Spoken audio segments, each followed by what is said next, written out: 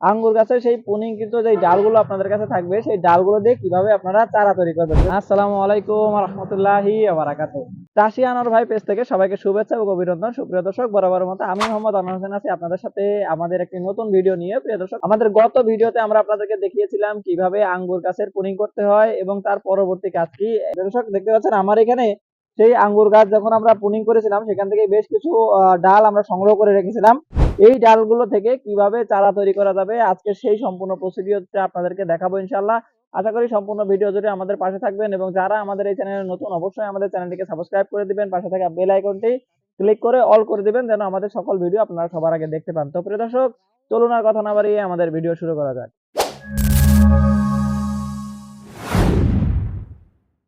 প্রিয় দর্শক, আঙ্গুর গাছের কাটিং থেকে চারা তৈরি করার জন্য সর্বপ্রথম যেই শর্তটি সেটি হচ্ছে আপনি যেই গাছ থেকে আঙ্গুরের কাটিং সংগ্রহ করবেন সেই ডালগুলো অবশ্যই পরিপক্ক হতে হবে।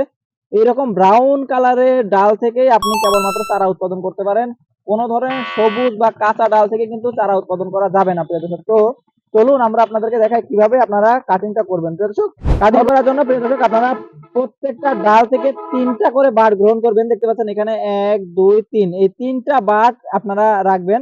তো প্রথমেই আপনি যেই গোড়াটা মানে যেই জায়গাটা মাটির নিচে দিবেন সেই জায়গাটা এইভাবে 45 ডিগ্রি অ্যাঙ্গেলে এইভাবে কেটে নেবেন। দর্শক দেখতে পাচ্ছেন 45 ডিগ্রি অ্যাঙ্গেলে কেটে নিয়েছি এবং এখান থেকে আমরা 3টা নিব। এইখানে আছে 1টা 2টা এবং এইখানে আরো একটা। এই যে এই 3টা বাট নিব, উপরে মাথাটা আমরা সমান করে কাটবো। এইটা 2টা কারণ হতে পারে প্রিয় দর্শক। আমরা উপরে মাথাটা কেটেছি সমান করে এবং নিচের মাথাটা কেটেছি হচ্ছে 45 ডিগ্রি অ্যাঙ্গেলে। প্রিয় দর্শক, কারণ হচ্ছে আপনি যখন এটা আপনার প্যাকেটের মধ্যে রোপণ করবেন তখন যেন আপনি বুঝতে পারেন যে এটা হচ্ছে আপনার নিচের অংশ এবং এটা হচ্ছে উপরের অংশ। যদি আপনি এটা ভুল করে এবার উল্টো করে রোপণ করেন তাহলে কিন্তু এটা থেকে চারা উৎপাদন হবে না প্রিয় দর্শক। যে কারণে আপনি নিচের অংশটা 45 ডিগ্রি অ্যাঙ্গেলে কাটবেন এবং উপরের অংশটা সমানভাবে কাটতে পারেন। এইভাবে করে আপনি যতগুলো ডাল নিয়েছেন সবগুলো ডালই আপনি এভাবে কাটবেন।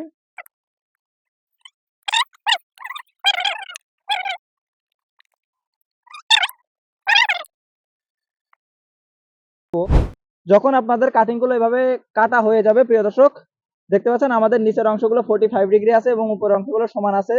এই কাটিং গুলো আপনাকে প্রথমে এইরকম একটা পাত্র নেবেন এবং এই পাত্রের মধ্যে আপনারা পরিমাণ মতো ছত্রাকনাশক নেবেন। প্রিয় দর্শক, ছত্রাকনাশক যে কোনো গ্রুপের হতে পারে। আমরা ম্যানসার নিয়েছি। প্রিয় দর্শক, একটু যদি আগে আসেন দেখুন এই যে আমাদের এই যে ম্যানসার এবং এই বালতির মধ্যে আছে পরিষ্কার পানি। এই পরিষ্কার পানির মধ্যে আমরা কিছুটা পরিমাণ এই পাউডার দিয়ে দিচ্ছি। দিয়ে সুন্দরভাবে নাড়িয়ে পানিটা মিক্স করে নেবেন। প্রিয় দর্শক, দেখতে পাচ্ছেন সুন্দরভাবে মিক্স করে আপনার কাছে যতগুলো এই কাটিং থাকবে সবগুলো কাটিং আপনারা এই পানির মধ্যে দিয়ে এভাবে ভিজিয়ে দিবেন। এভাবে ভিজিয়ে দিবেন প্রিয় দর্শক। প্রত্যেকটা কাটিং যেন আপনার এই ছত্রাকনাশক পানির মধ্যে ভেজে সেভাবে আপনি এটা এর মধ্যে দিয়ে দিবেন। এইভাবে আপনি অন্তত আধা ঘন্টা অথবা 1 ঘন্টা এই ছত্রাকনাশক পানির মধ্যে আপনাদের এই কাটিং গুলো ডুবিয়ে রাখবেন। প্রিয় দর্শক, এই কাটিং গুলো ছত্রাকনাশকে ভিজানো অবস্থায় চলুন আমরা আপনাদেরকে দেখাই এর জন্য আপনারা কিভাবে মাটি তৈরি করবেন। তো প্রিয় দর্শক, চলুন আমরা মাটি উত্তোলন প্রক্রিয়ার মধ্যে চলে যাই। তো প্রিয় দর্শক, আপনারা দেখতে পাচ্ছেন আমরা মাটি প্রস্তুতের এই জায়গায় চলে এসেছি। আঙ্গুরের চারা দেওয়ার জন্য যে মাটি তৈরি করবেন চেষ্টা করবেন তার মধ্যে আপনারা কিছুটা বালি রাখার জন্য। দেখতে পাচ্ছেন প্রিয় দর্শক, আমরা এখানে বালি নিয়েছি, সাথে মাটি আছে। এই যে মাটি, এই বালি আর এই মাটিটা খুব ভালোভাবে মিক্স করে নেবেন। কেননা আঙ্গুরের শিকড় গজানোর সময় আপনার মাটিটা যদি একটু সফট থাকে তাহলে সেখানে শিকড় গজাতে সুবিধা হবে। 2 নম্বর কথা হচ্ছে বালিতে পানি দাঁড়াবে না, যে কারণে পানি জমে থাকবে না। আর জমে না থাকার কারণে গাছের জন্য উপকার হবে। যদি পানি জমে থাকে কাটিংটা থেকে শিকড় হবে না এবং সেটা থেকে গাছও হবে না। তো প্রিয় দর্শক, এই কারণে আপনি কিছুটা বালি দিয়ে দিতে পারেন যেন পানি নিষ্কাশন ব্যবস্থাটা ভালো থাকে এবং সাথে আপনি কিছু ছত্রাকনাশক দিয়ে দিবেন মাটিতে, যেন মাটির মধ্যে কোনো ধরনের ছত্রাক থাকলে সেটাও নষ্ট হয়ে যায়। আমরা এখানে সেই ম্যানসার জাতের ছত্রাকনাশক দিয়ে দিচ্ছি কিছু পরিমাণ ছত্রাকনাশক দিয়ে দিলাম। এবার আমরা এই বালি মাটি এবং ছত্রাকনাশকটা একসাথে সুন্দরভাবে মিক্স করে নিব।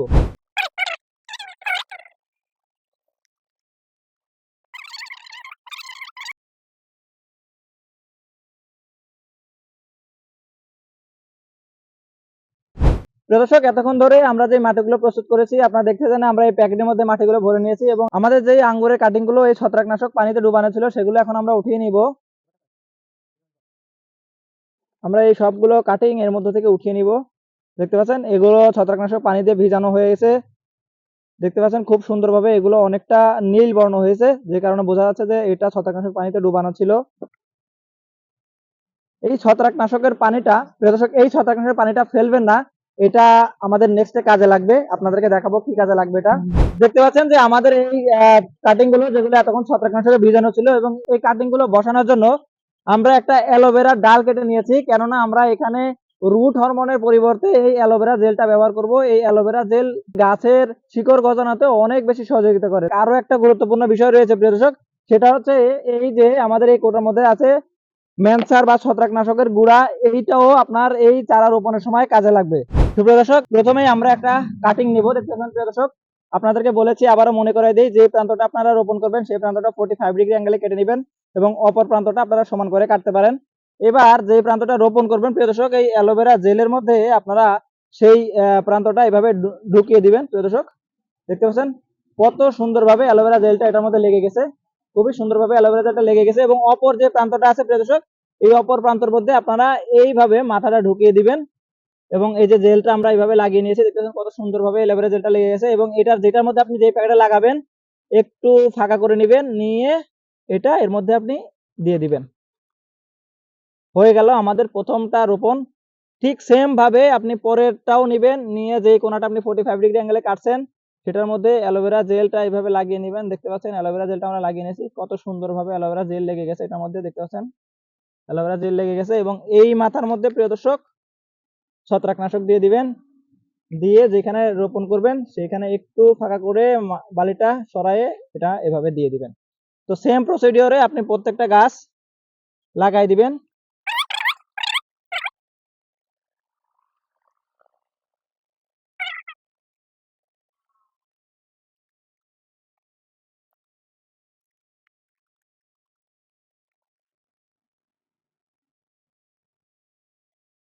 দর্শক, দেখতে পাচ্ছেন বেশ কিছু কাটিং আমরা এভাবে বসিয়েছি আমাদের প্যাকেটগুলোর মধ্যে।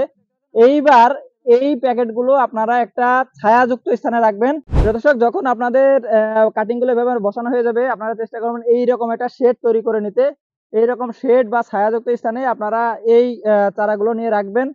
রাখার আগে আপনাদেরকে বলেছিলাম যে আপনাদের যে ছত্রাকনাশকের পানিটা আছে প্রিয় দর্শক, এই যে ছত্রাকনাশকের পানিটা এখন এইটাকে কাজে লাগাবো আমরা। দর্শক, আমরা এখন এই ছত্রাকনাশকের পানিটা আমাদের যে গাছগুলো, যে কাটিং গুলো রোপণ করা হয়েছে তার মধ্যে দিয়ে দেব।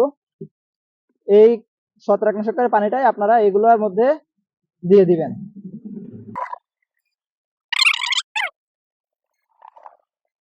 দর্শক, এই ছত্রাকনাশকের পানিগুলো দেওয়ার পরে আপনারা এই চারাগুলো এরকম একটা শেটের নিচে নিয়ে রাখবেন।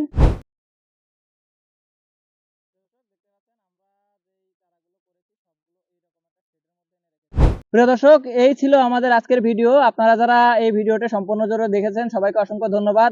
ভিডিওটি ভালো লাগলে অবশ্যই লাইক দিবেন, আমাদের চ্যানেলের পাশে থাকার জন্য অবশ্যই চাষি আনার ভাই চ্যানেলটিকে সাবস্ক্রাইব করে দিবেন। আজকের ভিডিও এই পর্যন্ত, আগামীতে আরো একটা ভিডিও নিয়ে হাজির হবো। সে পর্যন্ত সবাই ভালো থাকবেন। আসসালামু আলাইকুম ওয়া রাহমাতুল্লাহি ওয়া বারাকাতুহু।